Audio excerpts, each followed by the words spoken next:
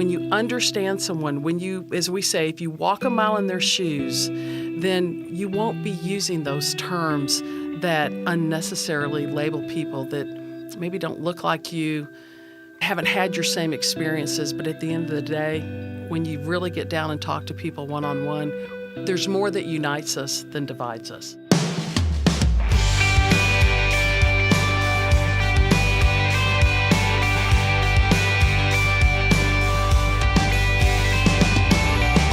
Hello, everyone, and welcome to More Than Sunday, a weekly podcast where we take a deeper dive into the stories, themes, and questions of our faith. My name is Julie Richter. I am the lead pastor for Access, our modern worship community here at First United Methodist Church, Richardson. And with me every week is our worship director, Eric Jakowski. Happy 4th, Eric. Happy 4th to you. Yeah, do you have any fun plans today? Well, we're actually going to a 4th of July party this afternoon and just swimming a little bit, hot dogs and the like. But nothing more American. That's right, yeah. But we, no plans for fireworks. We live right near Allen, and their big Saturday night fireworks show was last Saturday. And we didn't get to see them. We were actually throwing our now 3-year-old a birthday party, and so that kind of consumed our day. So we're celebrating with hot dog and swimming. Nice. Yeah. Cool. Yeah. What about you? Similar. We are, I think, just grilling for the day. My dad normally makes, it's interesting, I think he normally makes like 5 different kinds of meats. I mean, we've got ribs and hot dogs and hamburgers. Just open and up the grill. Barbecue chicken. Yeah, just throw everything on the grill. So we end up doing that. And then my dad always gets watermelon. So him and I usually end the day with the big bowl of watermelon in our lap and watch some TV. Do you spit seeds? Do you have a contest of seed spitting? No, we don't have any of those sorts of contests. I mean, we do have a bowl that we share, you know. It's really sweet. Sounds like it. So we started this new sermon series on Sunday called Labels. And in this first week, we talked about freedom of speech.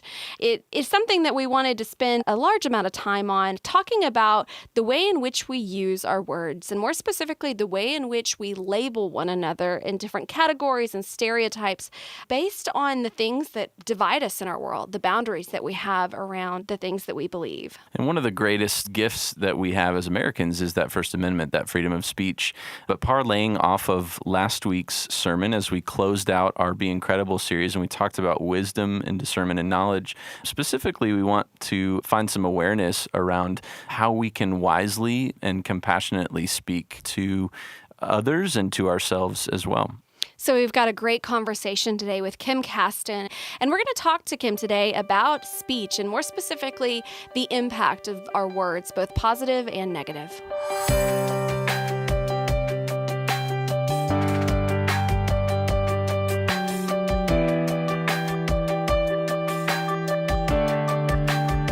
Well, we have a real special guest with us here on the podcast today. We are here with Kim Caston. Kim is on the Board of Trustees for Richardson ISD, and she is also a founding partner of Communications and Management Consulting. And so, Kim, unpack that a little bit for us and tell us a little bit about what you do and how you got there. Oh, I'm delighted to do that. It's great to be here today with everyone. Actually, my career started back here. I'm a graduate of Richardson High School who came home again. So, got to this point by way of the University of Arkansas, went to work in the beverage industry for Coca-Cola USA, came back, had my 2 boys that both grew up in this church, became a PTA president, which was the hardest thing I've ever done, and then 12 years ago ran for school board. So I was recently elected to my 5th term on the board, and I've served in a myriad of positions over the years, currently treasurer. Wow. That's great. So you mentioned that being the PTA president was really difficult. What made it difficult? You know, I think the biggest challenge of being a PTA president is that you are working with families and you're working with kids. But it really prepared me well for my role as a school board member because, as I like to say, I deal with the 2 things that people value most, their children and their money. So that is one of the things that I try to balance in my work with the community and all of our various stakeholders, really. You have parents, you have have students, you have teachers, you have business people, you have community members. And what I love most about the Richardson community is this is a community, as I like to say, is unpack their bags. We're a community of tall trees and deep roots. And our people are like that, because when you have deep roots in a community, you're willing to invest yourself into the community. You're willing to roll up your sleeves and work hard. Welcome new people because you know you're going to be here long term to see the fruits of your labors. Yeah. So you are one of those long-term people who graduated, product of Richardson ISD, as you mentioned, and you've come back to serve on the school board, which is so incredible. So you've laid out a few of those strengths, I think, of Richardson. What makes the city of Richardson and RISD different than other areas? You know, that's a really good question. When I was PTA president, I would have parents from other communities that would call and say, hey, I want to come to Richardson because we want what you have. And I would say, really, what is it? What is it that we have that you aspire to? And they say two things. You have great schools, but also you have a warm sense of community. And we want to raise our families in that type of environment. So I found that is really one of the great attractions of Richardson. And I think the other thing that people really aspire to or really connect to is our diversity. It's diversity of culture. It's diversity of people. It's diversity of religions. It's diversity of thinking. And when you have that synergy of all these people bringing all of those different ideas and perspectives together, the whole is greater than the sum of the parts, which makes it really, really powerful. It's neat to hear you say that. Our worship team this year had a presentation from the city of Richardson where they unpacked for us many of the intentional ways that the city has been pushing in directions to really bring so many different cultures to Richardson, especially with so many incredible job opportunities and educational opportunities with not only Richardson ISD, but UTD right in our backyard. And so it was really neat to hear that from the city of Richardson and then hear you echo that as well as you talk about Richardson as a resident and then Richardson ISD too. With that, what do you think some of the greatest challenges are for Richardson? Well, you know, I had a boss tell me once very early in my career that your greatest strength is often your greatest weakness. I got to be a part of the Superintendent of the Year judging for Region 10 last week, and we asked our superintendents, what's the greatest challenge you face? And every one of them, in addition to whatever their unique district challenge, said social media. And when you talk about labels and putting labels on people, social media can be your greatest strength in terms of lifting and sharing, but also your greatest weakness. And I came across something called the illusion of truth effect. And it basically proves that any statement that we read, we see, or speak regularly is more valid than one that we're exposed to only occasionally. So amazingly, it makes no difference whether the information is true or false. The only thing that matters is how often we're exposed to it. So it's even more powerful when you realize that research from Cal Santa Barbara shows that a weak message repeated twice becomes more valid than a strong message heard only once. And even one repetition has the power to change our minds. So repetition increases our mental validation of anything that we're exposed to. So anytime that you're in a public role like a school district or a city or a government, you know, and then you only get your information from either your circle of influence or your circle of friends, or perhaps I see it on the internet, or I'm only watching one particular source of news, is that we just have to be mindful that everything we take in, that we have to validate. And we have to put it to the litmus test of, is it true? Is it right? And is it helpful? Well, and that's so important with the power of our words. It is. Because when you put it on a relational level, on a personal level, if I think about the words that I am saying repeatedly to the people that I am closest with, whether it is my family or dear friends, are those words consistently hopeful or are they consistently harmful? Because that's what they're taking away from the relationship with me. I think that that's a great thing to think of both globally as well as personally. It is. And the other challenge that we have is not only the words that we speak on others, it's the words that we have in our own minds, in our own hearts. Right. I'm always struck, if you listen closely to people's words, the negative self-narrative. And I work with especially high school kids a lot. And you have to change the dialogue. You have to change that paradigm from negative to positive. And I think that's part of the clutter that we're having to navigate through, because so much is negative. And it's that physics equation that says the dynamic of change is decline. And so we have to stop that pendulum going in one direction and use twice as much force to put it back to kindness. And there's a difference between being kind, which is active, and nice, which is passive. And so I try to impart on our kids, be actively kind, and we're going to make the world a much better place. And as you say, kind to each other, but kind to ourselves as well. Kind to ourselves. So often we're reminded about that outward compassion, but the inner compassion is just as important. And I think the church has a role in both of those areas. But one of the things, even over the last couple of weeks in Access, that we've been trying to remind even our congregation is who we are, but also remind them whose we are. And so that compassion piece, finding our identity in Christ, not necessarily in the words that people say to us or the way that they label us or categorize us or stereotype us, but remember that we are all beloved, we are all children of God and brothers and sisters of the faith. You're absolutely right. When you're in a community that is rich with diversity and different cultures, I mean, in the Richardson ISD, our students speak 115 different languages and dialects. Wow. So there is a lot of kids who bring a lot of different life experiences. But along with those cultural experiences and the intergenerational span that we have in Richardson ISD, to make it a great world, we have to come together and really get to know each other. And that's challenging because, you know, you're as different as the zip code you live in, as the street you live in, crossing Central Expressway. All of those challenges of how do we look for not the things that divide us, but the things that include us. And one of my passions is I don't really embrace the word diversity. I embrace the word inclusiveness because I want to find the things, and this is what has been so great, not the things that divide us, but the things that we have in common, culturally, from a religious standpoint, and from a lifestyle standpoint. And when you do that, it is just an incredible, incredible experience. And it's one that not every community has, but we do, and we do it well, but we can always do it better. Absolutely.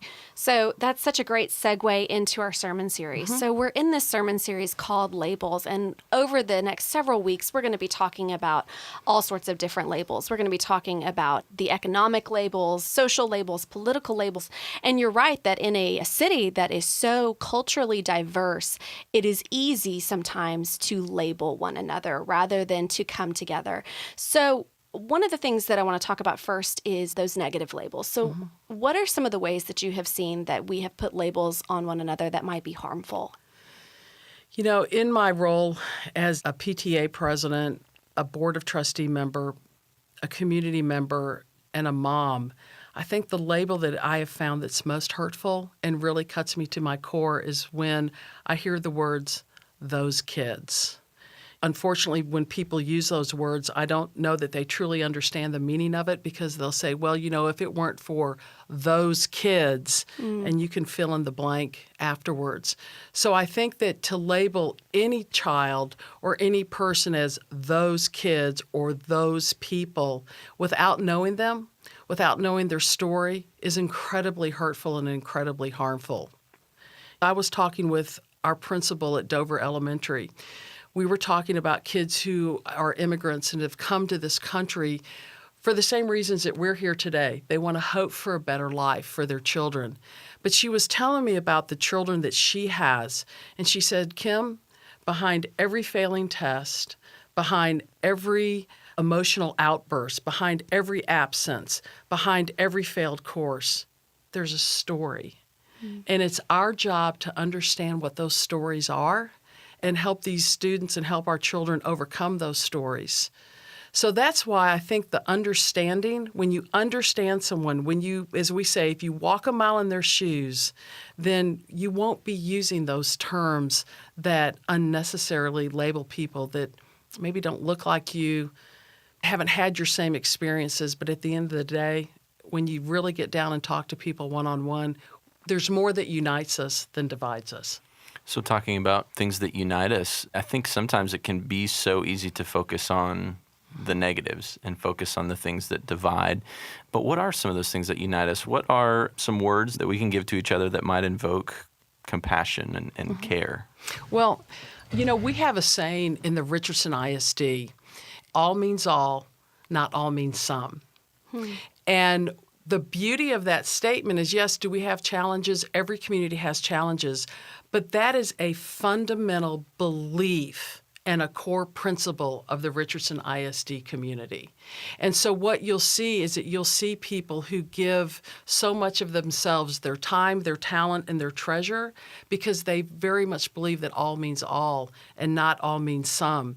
They believe truly that every child has the potential to succeed, so they will place the words on their heart like aspiration, you can do it, words of encouragement, words that lift our kids up, all kids up. And without saying a specific label, it's just those positive words that this community was built on. And, people came to Richardson in the 1940s and 50s because of the potential that we have. And they see that again today, and they want to be a part of it. So speaking of potential, do you have a story of either a student or a family that you have worked with that because of positive impact or because of positive words, their story looked different than the one that they had previously? So I was at summer school at Dover last week, and I was in the English language learners class. These are 3rd through 6th graders. And the Mark Twain teacher who was there, who's teaching summer school, and this is a part of our ministry, was telling us this story about this young 5th grade girl. And she kept trying to work with her, and she had high expectations for all of her kids, and she wasn't getting it, and she wasn't connecting to the work, and she wasn't getting it done. And finally she looked at her and she said, "Sweetie, what can I do to help you? What can I do to make it better?" And she looked at her and she said, "Just hug me and love me," and tells the story of coming from Honduras. And she was forced to watch her father be decapitated in front of her.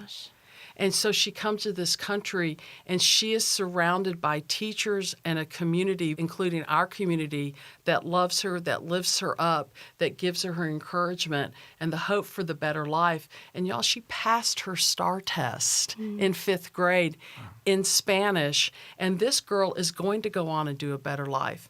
And let me tell you what that looks like once they get to high school. We had a young lady at Richardson High School, which is my alma mater this year. She was an immigrant from Central America, came through incredible trauma and had to overcome so much. And she comes to this country and she decides that she is going to be the first Hispanic woman valedictorian at Richardson High School. And she gave her speech as the valedictorian to amazing applause and encouragement. And what I love is that these kids are teaching us that when we say anything is possible, that anything is possible if you have love and support from your teachers, your community, from your parents. And that's what I see in Richardson, is that we all come together behind all of these kids who have incredible stories to help them realize their dreams. And the capacity that we have in our community to unconditionally give that to every child, whether we know them or not, is absolutely amazing. And I think that goes back to what I said before, why people want to come here. They want what we have. And this is authentic. You can't fake this. You can't be cavalier about it. If it's not in your heart, you can't give it away. So when you talk about capacity that we have, what are some specific things that we can do in our community to make that kind of positive impact? That is a great question. And let me take another path through graduation. So in my role as a school board member, I have probably heard over 200 valedictorian, salutatorian, class president, student council president speeches over my 20 years in public education. And one thing this year that I found, I'll be honest with you, that was troubling is overall I felt like the themes of the speeches from the students were very somber and they were very sober. And they talked about the challenges that they're going to face as a generation. And they talked about some of the burdens that they've had. And they talked about how they felt their generation would be the one that would overcome the obstacles and set us back on that path again. And so I went home that night and I woke up the next morning and I was talking to my husband, Bob, and I shared with him because it was really troubling me. And Bob said, you know, Kim, you've got to understand that these kids are internalizing everything that they see and hear nowadays. And while we as the adults are able to parse what we hear, they take it all in and they take it to heart. And so he said, our challenge is, I don't think we can change the national discourse and dialogue. And so I thought on it, and it was interesting because I was going to Sunday school in the Trinity class, and I shared this with them. And then I said, y'all, I said, we're going to have to be, each of us individually, that pebble on the still water, where you toss the pebble in and the ripple effect. I can't change what's happening nationally, but think about the power that we have individually if each of it takes it upon our hearts to uplift others, to give positive messages, to reject the mean-spiritedness, to reject the hate, to stand for something so that we don't fall for anything. So you talk about the opportunity that we have for kind of a ripple effect or a chain reaction. What are some stories or examples of ways that you've seen individuals make large impacts in the schools? Oh, wow. I have a funny story. In my work as a consultant, we work with school districts and we do a lot of student surveys from what they study, their extracurricular, even we talk about school lunches. And while their responses give us the what is going on in a school, it's their comments that give us the why. And there's two comments that I have never forgotten from high school students, and they're so insightful.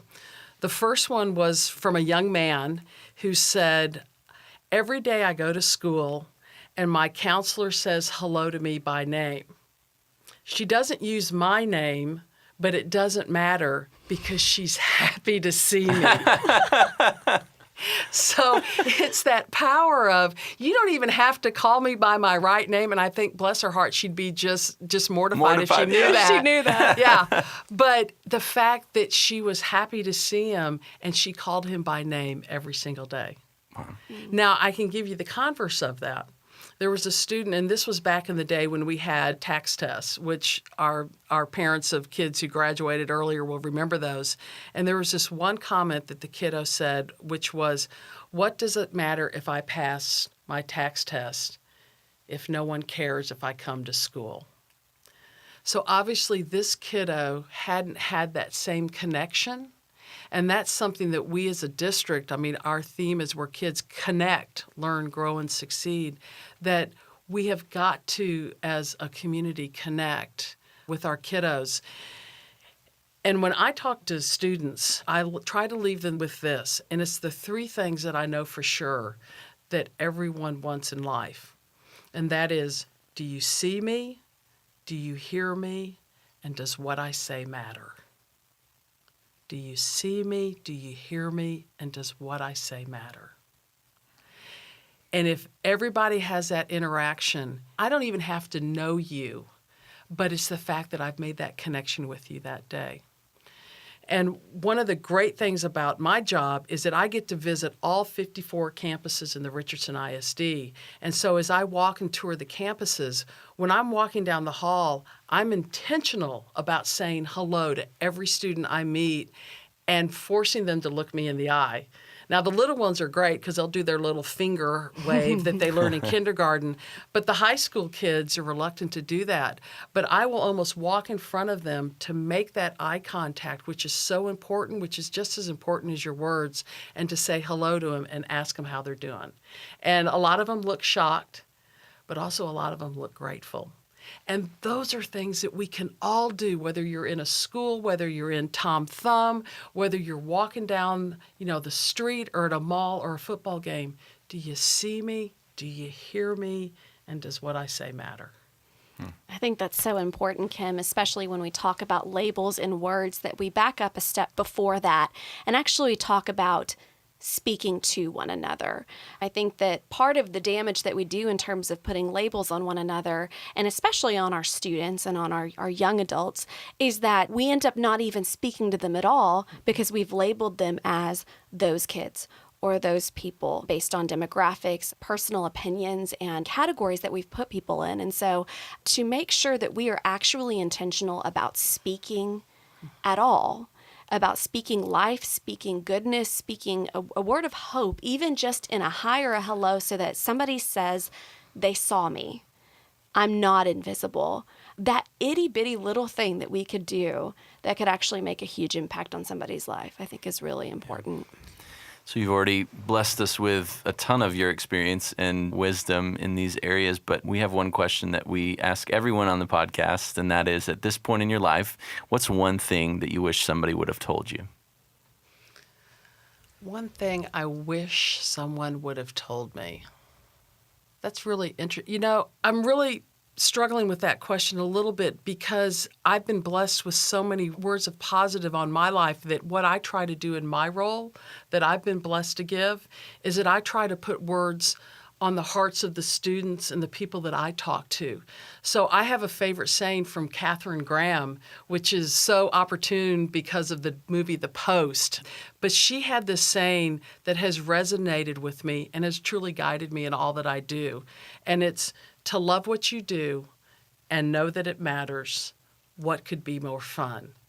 And when you break it down and you say to love, to have passion about something, the kind of passion that wakes you up in the middle of the night and that you hit the ground running because you can't wait to get started the next day, to love what you do.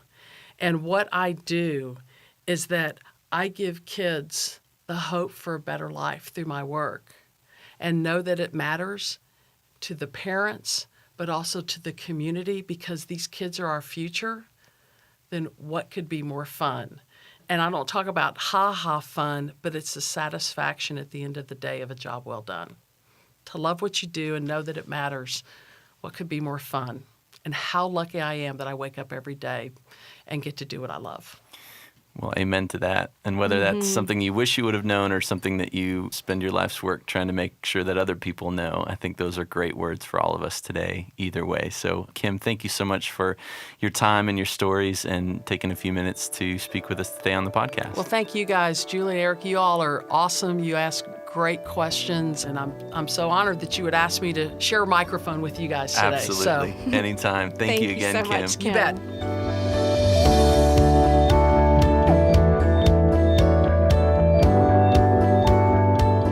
So Kim talked to us about the impact of our words, those that we can use either to harm people or to help them tremendously.